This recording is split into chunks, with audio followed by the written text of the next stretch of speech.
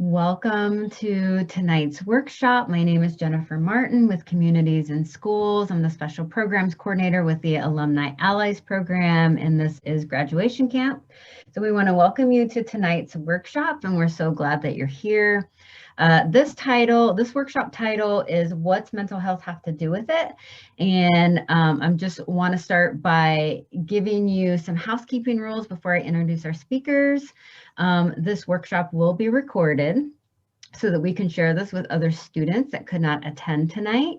You will not be on the recording, you will be muted, and you can turn off your camera if you wish. If you want to ask a question, you can raise your hand in the little reactions. I think that's where, yep, the little reactions. Or you can write in the chat and we will ask your question for you. So we want to create a safe space for everyone. So please be respectful of people and of things that are shared here. So I want to introduce you to tonight's speakers. Tonight, we are so excited to have Lucas Moody, who is the Development Manager with Crosswinds Counseling and Wellness, and Jennifer Ratzlaff, who is a therapist also with Crosswinds Counseling and Wellness. They are here to share their expertise with you, so let's begin. All right, welcome, Lucas and Jennifer. So I'm just going to go ahead and let you two take it over. Okay. Sounds good. Thank you. Well, I appreciate the platform. It's always nice to be able to get out and have conversations and provide a little bit of education. I know that it seems like the more that I'm in schools, that Jennifer and I talked a little bit about it not too long ago as well, is that mental health is just something that's different for your generation of students. You guys have grown up having some of these conversations. You've grown up with this kind of stage being more normalized than what my generation was. And so I always tell people all the time that it's really nice to have your views and your feedback for us, because I spent a lot of time whenever I was in high school, I spent a lot of time with feeling like people talked at me all the time, that they were just telling me how I had to feel and telling me how I had to behave, and really want to open up a dialogue with a different generation of students to say, hey, we've had enough of this. Like this is maxing us out, but what we're really not getting enough of is blank, or what we're not having conversations about is blank.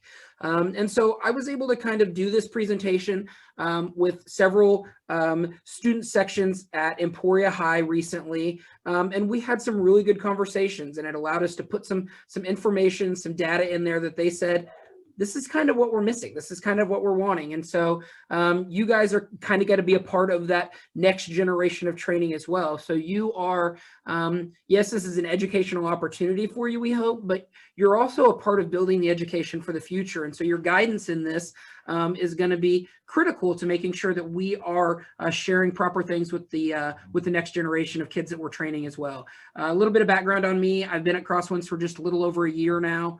I come with 20 years of experience. I was going to be a high school dropout. Parents wouldn't let me. So I ended up joining junior college because I didn't want to work at fast food while all my other friends were having fun at college.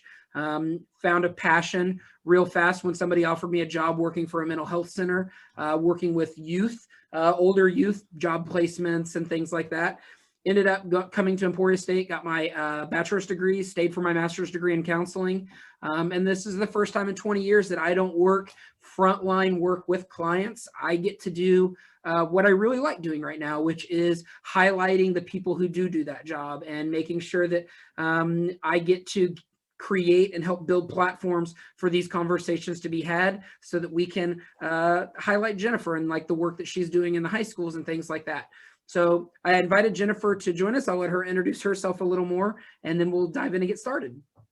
Thank you, Lucas. Yeah, my name is Jennifer Ratzlaff. I am a therapist with Crosswinds. I've been with them for almost 20 years now. I'm an on-site therapist at Emporia High School, so I get to work with my high school students every day, and that's kind of my passion right there, is being able to help them and support them. So I'm excited to do this and have this conversation tonight. Awesome. Can you guys see my screen okay? My shared screen, good? Perfect. Okay, well, we'll go ahead and dive in here. Really the big thing today, there's going to be multiple topics, but we'll just kind of get started here. and really just want to highlight the key messages, wanting to make sure that everybody understands that mental health is essential to everyone, that these are common and treatable things that we're talking about. Even though the statistic of 1 in 5 people will experience a mental illness, we have to understand that everybody faces challenges in life that can impact our mental health. Whether it's dealing with a pandemic right now that we're all kind of a little over a year into dealing with, there's going to be a sense of loss that we're all suffering. We're all going to be in a relatable category when it comes to things like that. So know that mental health isn't something that has to have a diagnosis. Mental health is something that affects all of us in different aspects of our life all the time. And that there are ways for all of us to be supportive with those people who are struggling with their mental health, and really starting to understand that relationships, those toxic influences, making small changes can really create big impacts.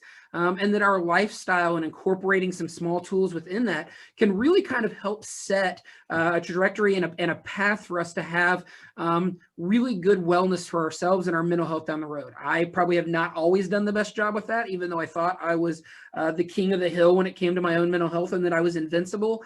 I realized that I was probably not taking as good a care of myself as I needed to be. And by the time it was maxed out and my anxiety levels were off the chart, was when it finally slapped me in the face and was like, you got to be better about taking care of yourself. So we're going to talk a little bit about some of that stuff as we get into this today. So improving your mental health, realizing that living a healthy lifestyle isn't easy. I know it's not easy, but we really are going to talk about making small changes. Those small changes and those small movements in our life really can kind of create a different path and put us in a healthier place. And that most people don't take time to identify their feelings. And this is one thing Jennifer and I had talked a little bit about earlier, is one of the big things that I like talking about is how we describe things that are going on, or how we describe our feelings, and using better descriptors really give us a better idea and really make things feel more manageable for us. But it also really helps guide us on maybe what we need to work on or what we need to focus on as we're making those small changes to success. And then finding positives in life. I know that sometimes when people are like, I know a really bad thing happened today, but what's the positive that came out of it? Just because we try to tell people to focus on the positive and to find the positive and to see the positive doesn't mean that we have to ignore the fact that something bad happened, that something negative was impacting our health. We don't have to overlook that, because those are things that still build a platform for us to be us. They still are a part of our lives. But we just want to maybe shift our vantage point sometimes to be able to recognize that those negative things were still there, but that there is positive that comes out of those situations, even though sometimes it's hard to see those things. So mental pain is less dramatic than physical pain. I tell people this all the time, especially when you're dealing with athletes, that if my son was out playing soccer and he was running and he tripped and he twisted his ankle, it's pretty easy to see that he's got a twisted ankle. He's going to be helped off the field. He's going to have a wrap on it. He's going to limp around. Like, we can see those physical pains in people, and so it's easy to recognize. But when we're dealing with that internal pain, that mental health side of things, sometimes it's not easy to see. And I read a statistic recently where it said that people on average carry around that mental health side of things for almost 10 years before they really start reaching out and wanting to talk about it. I'm a prime example of that. That I just carried it around, masked and disguised it as other things before I realized that I had to focus a little different on it. And so that mental pain and that mental health side of things can often be really, really heavy. And a lot of times it's heavier to carry that around and deal with that than it is the actual physical pain, because people can see it, versus the other side of it where people can't necessarily see it all the time. And so I would say that this is probably one of the big things that I like highlighting, that I enjoy having a talk about, is really how to own our feelings, how to take charge of them, and how to understand them a little better. That we allow ourselves to feel, that we know that it is a natural to have all sorts of different feelings. There are things in life that I may be nervous and scared or have anxiety about, that Jennifer's super excited about. We can have different vantage points and different views to those, but the reality is we both have to understand that we both have feelings, and it's okay. I will be honest with you. I'm a 6'1", 260-pound dude. And I don't tell my wife, she's in the room, I'm a crier. I like crying. It's a release of my emotions. It bothered me for a very, very long time, but I finally came to the grips that that's me, man. That's who I am. I'm an emotional guy. I cry at movies. She was out the other day and came home, and I'm sitting on the couch, and she walks in and she's like, what are you doing? And I just had tears in my eyes, and she's like, what are you doing? And I'm like, watching Sister Act 2. And she's like, really? And I'm like, yeah, man, there's just something about those kids singing that I really like. So I know that I have emotions, and I've just gotten to a point where I'm okay with having them because I know we all have them. And then really just trying to get to the point where we're not ignoring how we're feeling, that if I'm in a situation where I'm scared or in a situation where I'm nervous or my anxiety levels are high, really working on using descriptors to identify those things so that I can understand them more, but also so that I can make small changes to try to support myself as I'm working through those things. And then talking it out. I know I mentioned right before we turned the camera on, when I graduated with my master's degree in counseling, I told myself that I was going to give myself 2 things as a graduation gift. 1 was piano lessons and 2 was a therapist. And I have, ever since I graduated in 2008, I've always had one. I've always had a person that I can talk to. There are days that I show up right now online and say, what's going on? How are you? What's your weekend plans? And I don't have much. And there are other days where I'm like, have a seat. I got a lot to dump on your plate real quick. But it's nice to have that neutral person in my life that I don't have to be ashamed of how I feel. I can be honest with those feelings. And I just have somebody that I can work through some things with, whether it's job or relationship or parenting or any of those things. I just like having somebody that I can process with. So it's always a gift that I've continued to have in my life and will always have in my life. And then this is when we talk a little bit about, I was telling Jennifer before we got on the conversation, this is always kind of one of my favorite ways to describe this, that there are over 3,000 words in the English language that just describe emotions. And that we do, I know that I was bad about it. And in my marriage, I try to do better at it, that I say things like, leave me alone, I'm mad right now. Well, mad is not, it's not mad. It's comprised of a lot of different things. It's scared, it's annoyed, it's all of these other descriptors. And the best way I can describe it is if you would go in and you would want to paint your walls gray, you would go to the paint store and you'd be like, here's the gray I want to paint my walls. And they look at it and they're like, this is gray SW501, because they know behind the counter that it's not just gray. It's a little bit of white, it's a little bit of blue, it's a little bit of red, it's a little bit of yellow. It's all of these small things that create this big thing. And I really feel like when I started looking at my emotions and my reactions in that manner, that I got to a point of understanding that mad was my gray, mad was my big word, but that there was all these other samples, all these other small parts that went into it. And I knew that if I could break mad down into something that was controllable, something that was manageable, something that allowed me to set these small little steps as I went forward, that I would get to a point that I feel like I could overcome some of those things. And overcome in the sense of I wouldn't feel out of control in some of those situations.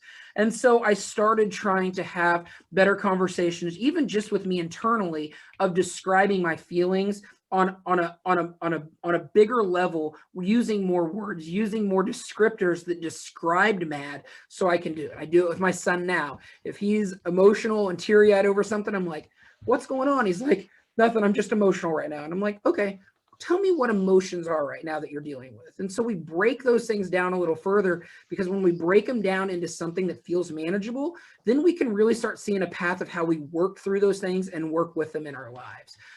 So I think that it's really important to understand that we have 3,000 words and to really do a good job of using all 3,000 words. And so this is kind of that old Mad Libs thing. And I don't know if anybody remembers Mad Libs. They were popular when I was a kid. It's basically like this blank sheet of paper that's got this story on it. It's got all these blank lines, and it's like verb or adjective. And we used to do them with our parents on road trips and things like that. Well, me and my brothers found an empty Mad Libs that my mom had like hidden that should, give to us at some point in time. And we took it and we filled the whole entire thing out with curse words. And then she found it one day and she was very mad, but we thought it was hilarious because it was really funny. But this is kind of like that old Mad Libs version of kind of understanding that basics of processing our feelings. You know, I felt mad when blank happened.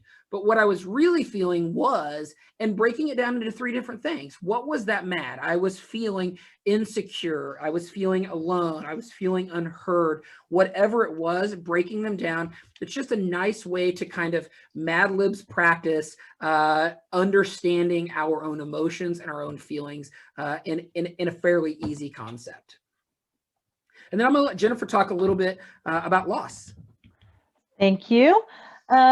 Well, like I said, loss here right now, everyone is dealing with a loss of, especially normal due to COVID. I'm thinking of you seniors, you've had not what you expected your senior year was going to look like. From, you know, loss of sports at the end of last year to possibly loss of proms, and, you know, hopefully graduations will happen and things. But I think it's just, you know, not been the year that you had expected with COVID.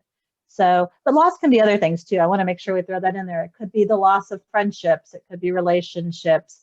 We're ending, you know, nearing the end of your high school years, and that's a loss too. An exciting thing, but also can be a loss. So tips for getting by and finding the positive after loss. I think it's important to try to see your experience as strength.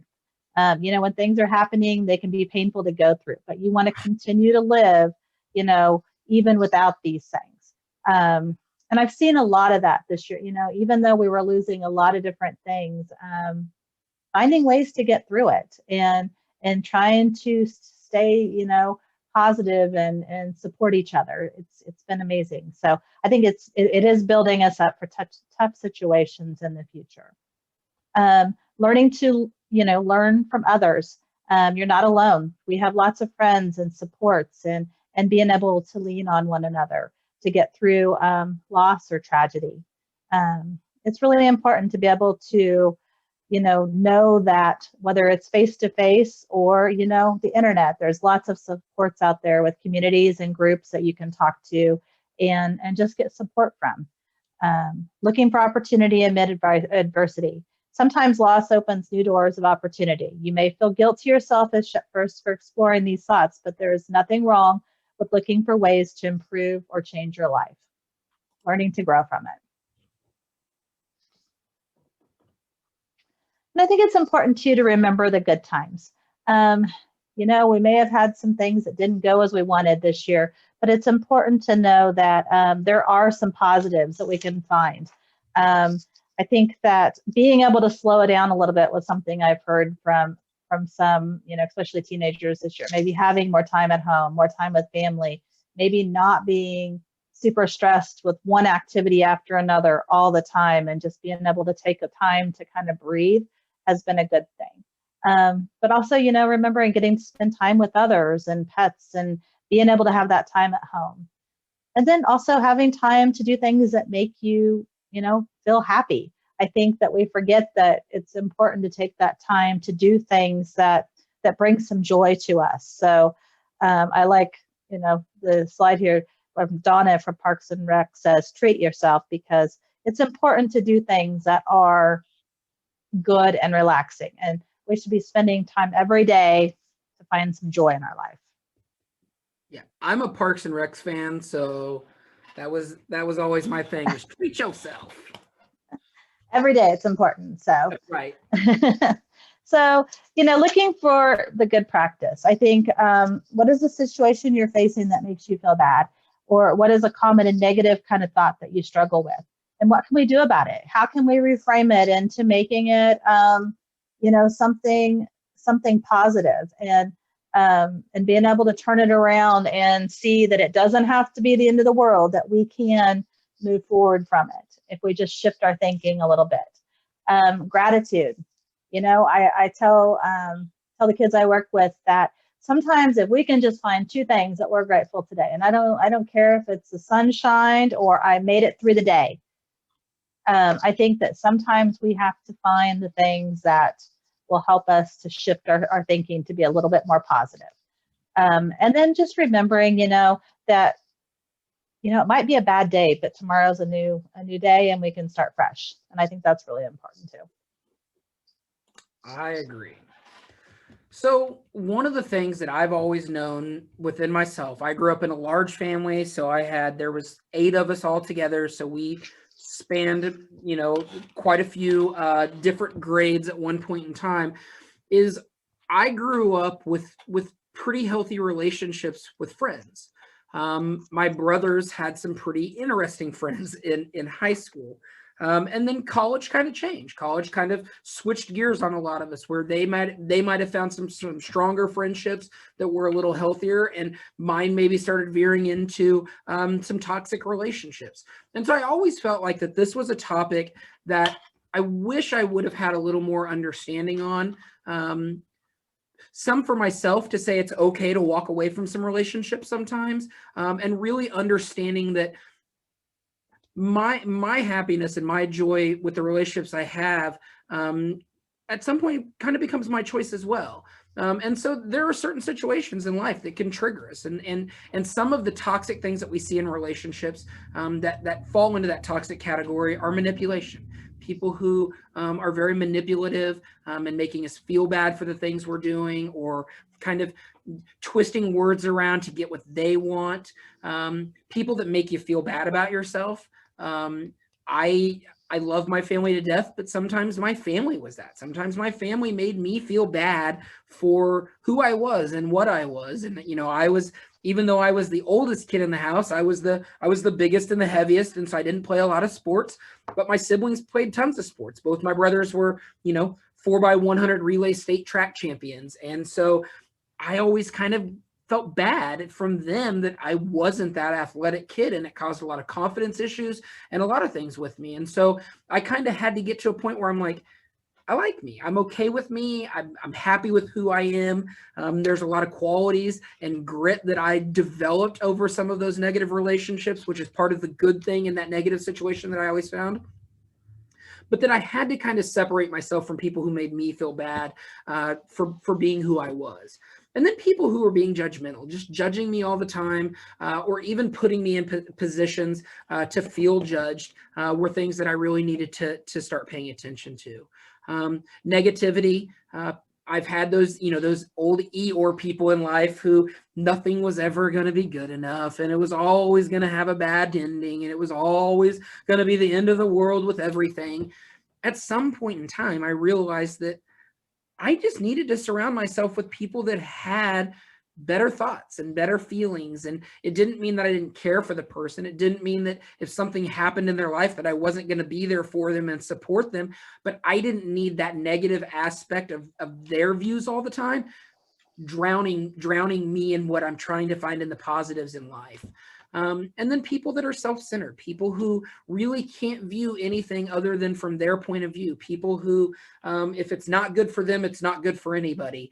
I needed to be around people that could celebrate my accomplishments and could recognize my accomplishments, even if it wasn't something that they were able to accomplish at that point in time. I needed to be around people that were able to step outside of their view and really just celebrate the fact that I did something and I was proud of something, or things like that. I needed that positive aspect.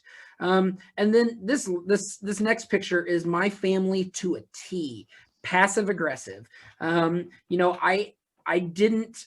got to a point in life where I wanted direct conversations. If something was wrong, I would much rather talk about it. Let me hear your side of the story. Let me give you my point of view. We kind of come together and can have some of those conversations. But that is a picture of my mom, not the middle one, but the passive aggressive one is my mom to a T. She's still really good at it. So I really have to understand where I have to set my boundaries within that relationship, because I love her to death, but I have to have boundaries within that. And then controlling and really difficulty with anger management. Jen and I worked for a long time, and I understand that that when we talk about toxic influences, that it's easy to look at our friendships, but we also have to look at our relationships. We have to understand that the relationships we have as far as dating and all of those things have boundaries, and our safety needs to make sure it stays a top priority, both physically and mentally. And if we're dealing with people who have aggressive tendencies, whether in friendships or in, more intimate relationships, that we have to understand that there are people who can help, there are people who can support us, and there are people who will listen and help us process through those things. And so we have to set those standards of eliminating those things from our life as we're working towards finding that health and happiness for ourselves. Being aware too of the social media side of that too, because that is a huge piece where happens a lot on social media, and we don't even realize it's happening because it seems like it's that kind of other world and that safety, but it can take a toll on you. So being aware of that and setting those boundaries. Yeah, no, I think that's a great point, is that social media can be exhausting. As much as I have Zoom fatigue these days, I really have social media fatigue of dealing with the constant Facebooking and all of that stuff, and the opinionated people of everything. Sometimes I feel like I can't be happy and I can't be myself in those situations. So great point.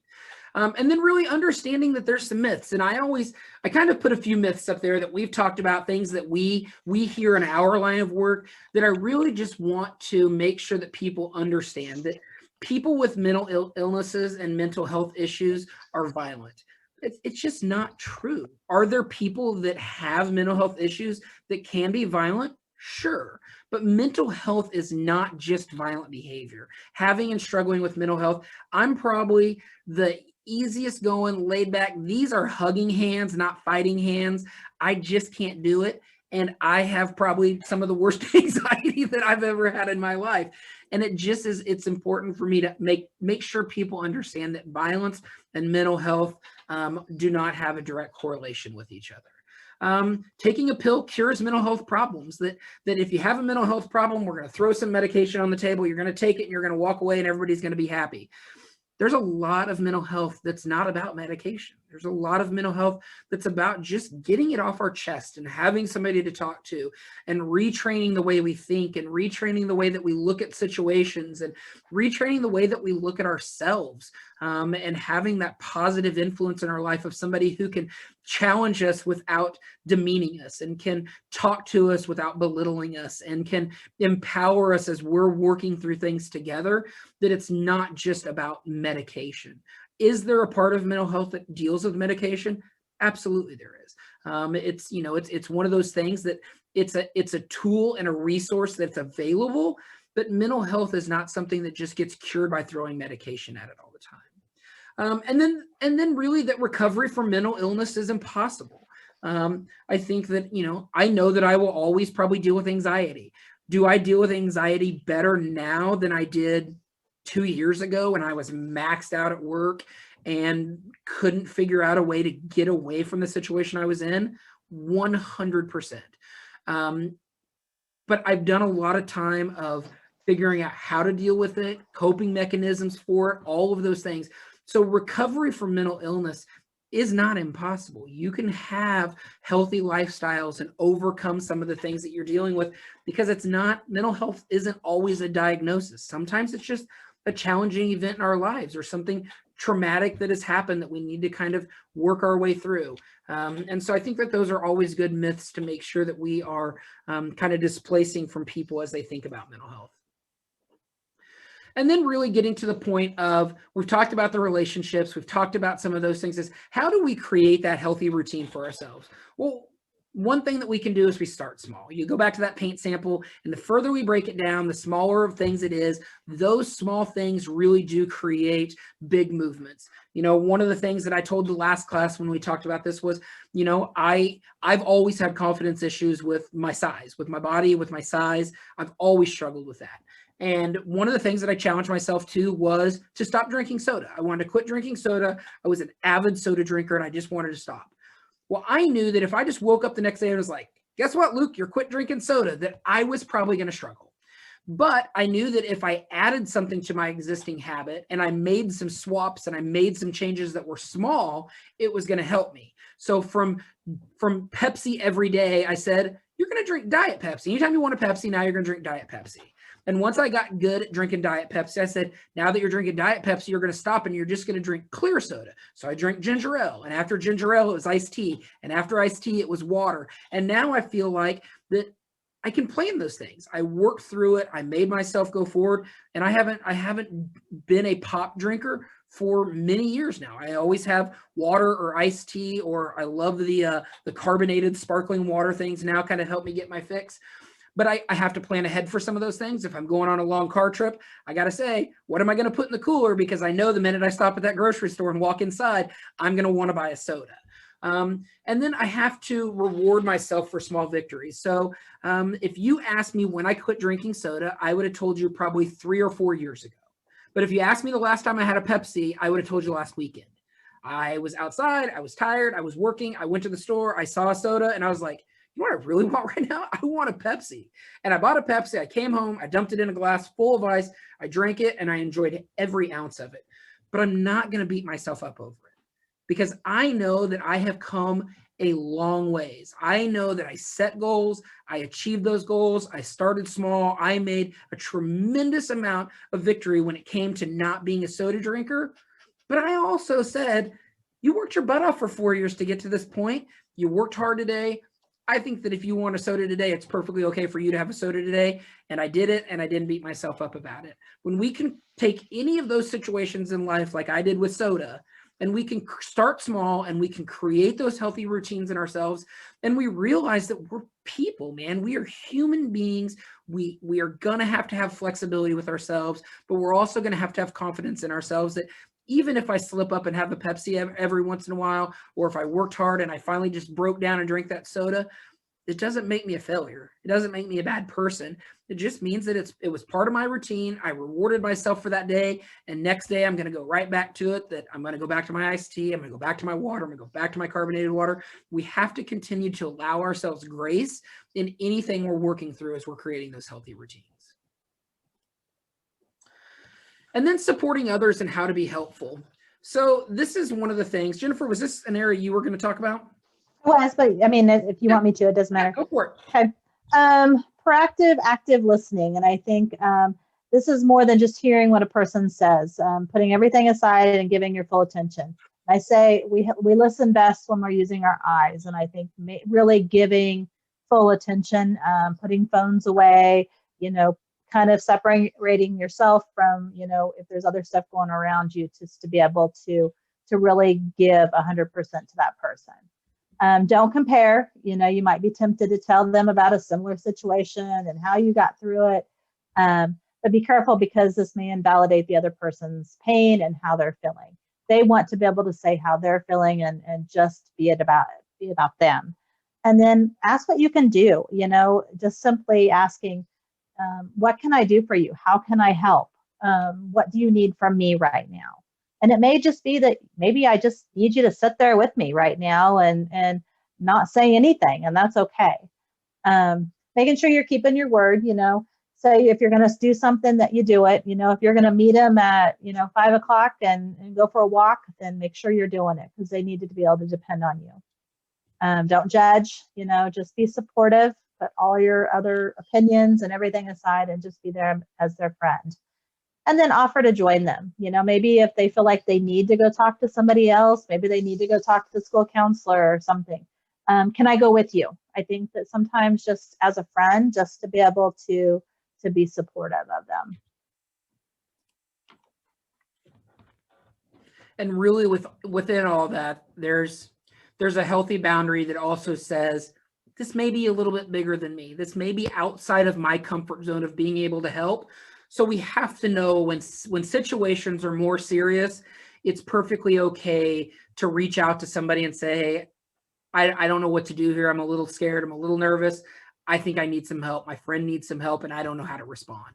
It's okay to understand those things. And it's okay to understand personally, if I need something and I'm just requiring Jennifer all of these things and it's still not getting me to where I need to go, it's okay for me to understand that I need to reach out and maybe get some different style help, because my friendships can't provide all of that stuff for me. I've got to be able to do it. So really understanding that everybody in Kansas has community mental health centers in their area.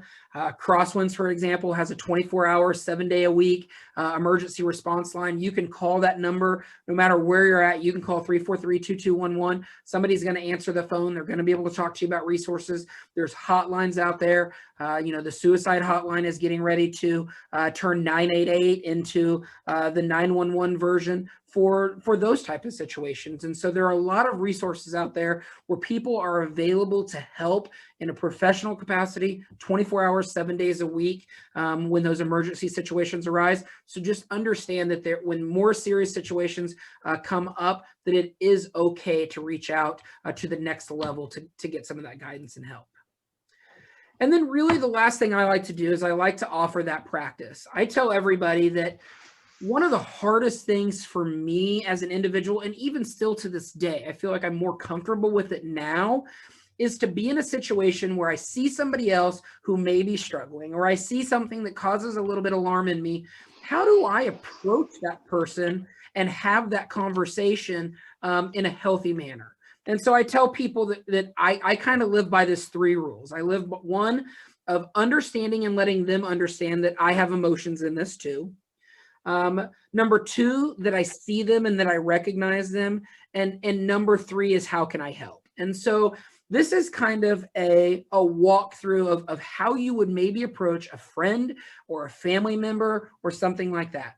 So the way I would do it is if I saw Amy, let's say that Amy and I are classmates, and I saw that Amy is usually this chipper person, and lately I know that she's had some stuff going on at home.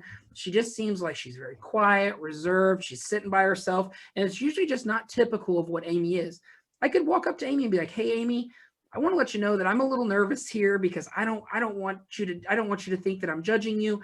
I also am a little scared because I don't want to lose my friendship. But I've noticed that maybe you're not the normal Amy that I've typically seen. And I see you sitting by yourself, and that's usually not the way you are. Is there anything going on, anything I can help, or can I help connect you to something?"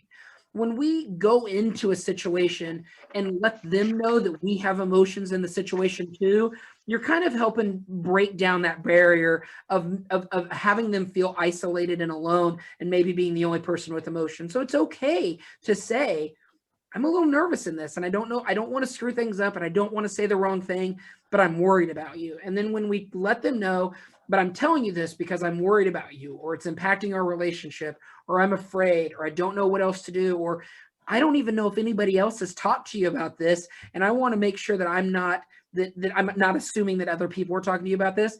I'd really like to figure out how I can help. Is there something I can do?" And then really just understanding you seem to be struggling with your breakup, or with your schoolwork, or with job stress, or with the loss of a family member. How can I help, or can I find you somebody to help?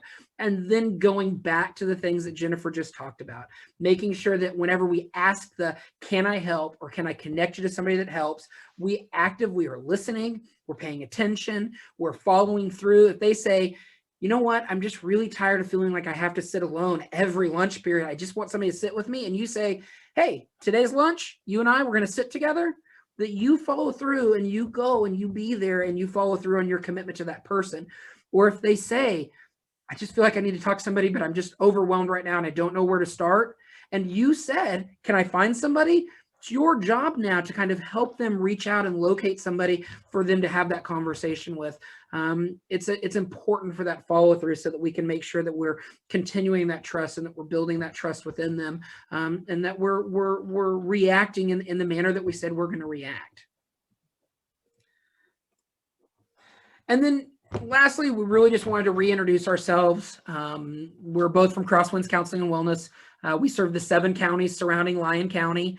And this is kind of, this came from a lot of the information that you saw in here was kind of built by us, but it was also, a lot of the information came from Mental Health America, and it's called Tools to Thrive Outreach Toolkit.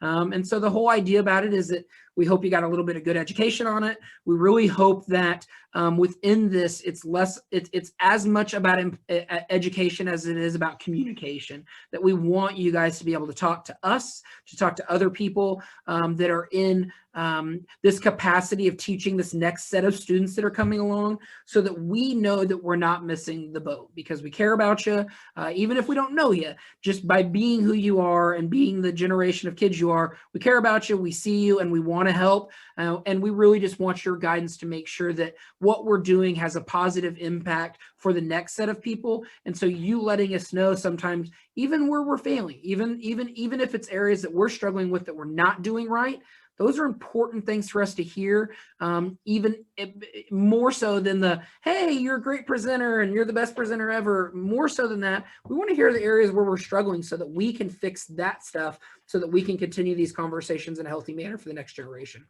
We're always available. If you guys ever want to reach out to us, feel free.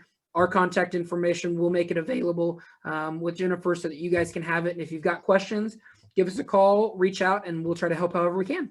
I appreciate you guys' time. Cool. Thank you guys so much. So one thing, I really enjoy the myths that you guys pointed out, because I think that those are so important. But one question that I have is, what type of advice would you give to someone, a young person, maybe whose family, they're not one to, go to mental health or have a therapist or even really talk about mental health in their family? What suggestions would you have for a student who is seeking help but doesn't have that family support? Sure. I think for me, I think at the school, starting with the school counselor is probably really important if you're struggling. Sometimes they can help to facilitate that conversation with a parent, to say this, this is going on, they're struggling, these are the resources that are available, and they can help to guide them in the right direction and maybe get parents on board too. Yeah, and that's where I would go. I think that any time in life, if we're in a tight spot, or we don't know what to do, or we're feeling a lack of support, finding somebody who can help advocate with you and even sometimes advocate for you really does go a long ways in maybe breaking down some of those barriers. And, like we talked about earlier, my generation is very different on mental health than my parents' generation was on mental health. And sometimes it has to be what Jennifer said, is maybe my generation having a conversation with somebody else of my generation can come across a little different, and that communication can feel more on a different level playing field. And sometimes just having a neutral person have that communication on your behalf, or in support of, or just amplifying your voice in those situations can really go a long ways. So I think utilizing the resources that you have at your fingertips within your school systems and things like that can be a really good starting point. Thank you. All right. Are there any other questions? Yeah, I have a question. Go for it. So I wrote it down. So, so I know you kind of hear sometimes that like this age group, as well as the age group they're turning into, young adults, getting into the little bit older ages, I've heard that, sorry, I'm trying to collect myself here, that, our brains are continuing to develop until roughly the age of 25.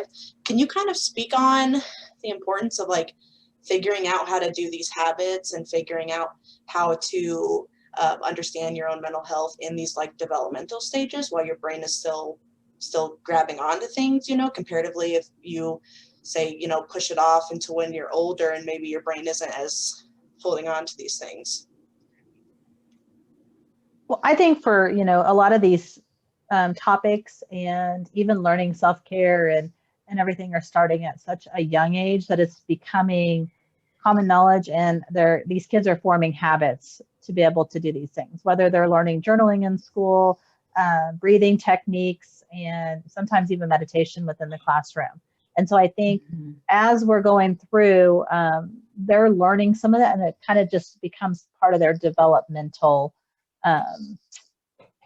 life that they're kind of learning. And I think understanding too, I think knowing that the brain is not fully developed helps them to maybe understand that I have a little bit of leeway, that some of these things that I'm trying to face is hard, and that's okay. And learning to be okay with that too. So I don't know if that answered your question very well, but No, yeah. I brought back up a slide as well that when we were talking about the 3,000 words for emotions, there's kind of another little stat that's off to the side that I kind of skipped over, not intentionally, but your question really brought it back up. That, you know, when school age kids start talking about their emotions for 20 to 30 minutes per week, which is not a long time, their social behaviors, their school performance, all of that stuff improves. And I think that we realize that when we say things like start with small things, that putting into practice a routine of just waking up in the morning and saying, hey, I woke up, my alarm went off. How do I feel about the day right now? Just asking myself that question from the very beginning, automatically, it's something that takes seconds of my life and not much energy, starts to put into practice for me the rest of the day of how am I feeling? Am I regulating okay? Am I dealing with this? Starts laying that foundation early. So I think that at any age, I think in a developmental brain, that anything that we can do in super small doses, but do in a repetitive fashion, really starts cementing that foundation of growth. And so I think that whether you're an almost 40-year-old grandpa that has to make changes with his regulating his anxiety levels, I started out with really small things. I started out with saying, holy crap, I'm feeling really weird right now. You know what this is? It's anxiety. Me not doing anything about my anxiety except for saying out loud, I have anxiety right now. Just a small thing like that really made a lot of changes in me. And it was things like, I used to think, wow, man, my stomach hurts or my chest is tight. Am I having a heart attack? Is my stomach sick? Do I need to go to the doctor? But I started realizing that there was this correlation between me not feeling well and my anxiety levels. And so I started saying, I'm not having a heart attack. My chest is tight because it's anxiety. And my stomach is distended and hurt right now because of my anxiety. And when I started those small things of just doing something as little as saying what it was out loud, I started to finally get to a point where I was like, hey, that's anxiety. And I know what I'm going to do. I'm going to get up and go walk around. And then I started walking around, and that became routine for me. And when that became routine for me, it was, hey, this is anxiety. I'm going to journal about it. So now I'm walking around and I'm journaling about it. What happened in my day that maybe caused my anxiety to increase? And why was the walking around helpful? And so I started with this small little ball rolling kind of things. And I think anytime we can do small changes and implement something itty bitty and little, we're really developing a stronger foundation for us to have long lasting improvements and longer lasting success with things like mental health and really anything in life, but especially with our mental health. Very cool. Thank you. Yeah, that's a great question. Thank you. Have you all as an agency found that COVID has increased mental illness, or have we as a country done good at helping people, knowing that we've gone into this quarantine, to kind of, address the issues kind of out there? Have you seen an increase? Or I would be really interested, because I bet Jennifer and I, we have different jobs, and I don't necessarily see clients all the time and have those conversations. So our vantage point on some of this may be a little different. So I'll tell you what I see when it comes to this. I saw a lot of people when it first happened get really kind of excited. They got excited that their life slowed down. They got excited that I didn't have to wake up at the crack of dawn and figure out how to feed all of my kids and get them all to school on time. And how am I going to leave at 3:30 to go pick my kids up when I'm working till 5:30? Like, everything kind of slowed down. And so I even noticed within myself that there was this sense of relief that kind of came with it. I didn't need an excuse to kind of slow down and isolate it and say no, because I felt more pressure in life by saying, sorry guys, I got too much going on, I can't do that. I was a yes guy. I'll be there, I'll log in, I'll check my email when I'm on vacation. Like, that's who I was. And so I think that we saw a population that I see kind of had this sense of, oh, okay, now everybody's on the same page of, now we can all take a relax and do the things around our house that we need to do. And I would say that that was fine for the first few months, that everybody kind of, that we got into a cool routine. And then I would say about 5 or 6 months in, people were like, you know what I miss? Hugging my dad. You know what I miss? Eating out. You know what I miss? Going to the bar. You know what I miss? And we started missing our sporting events. We started missing some of those things. But I felt like that I still saw a population that was managing it on this broad spectrum. But I think internally, those small things were just starting to pile up and pile up and pile up. And then a year into a pandemic, I think that what we're going to see and what we're starting to see now is calendars filling up, people feeling overwhelmed, people hearing words like new norm and all of these things of going, well, now there's this giant unknown in front of me. Am I going to have to go back to my office? Do I get to work from home? How are people going to see me? Are my clients going to want to see me by Zoom, or are they tired of Zoom? Am I being productive? We're starting to see those things kind of start creeping into this new norm. That's what I see. So yes, I think COVID has kind of been a little bit of a roller coaster for a lot of things, but I've kind of seen it as a slowdown and starting to see the spike and the pickup of, well, now what I've created, this new life is getting ready to maybe kind of fall apart, and I've got to figure out how to put everything back together again and still be this happy person that I feel like I am right now. And Jennifer, you've probably got some different vantage points. I do with the teenagers. I think that I think we saw a lot of isolation and more depression, loss of schedules. Just, it was kind of this loss of just sleeping all the time and not getting out, not doing things with friends in the beginning. And then a lot of anxiety, especially regarding like remote learning, trying to keep up with school, just that whole unknown world of it being so different. And then even now, as kids are returning to classrooms, there's a whole other set of anxiety, of just that anxiety of being in this week alone, having students all return to Emporia High School. There's been a lot of anxiety about that because we haven't been around that number of people and all these demands, and we're just expected to step back into that life that we haven't had in over a year. And so it is ups and downs and just all kinds of mixed emotions. Thank you. Are there any other questions?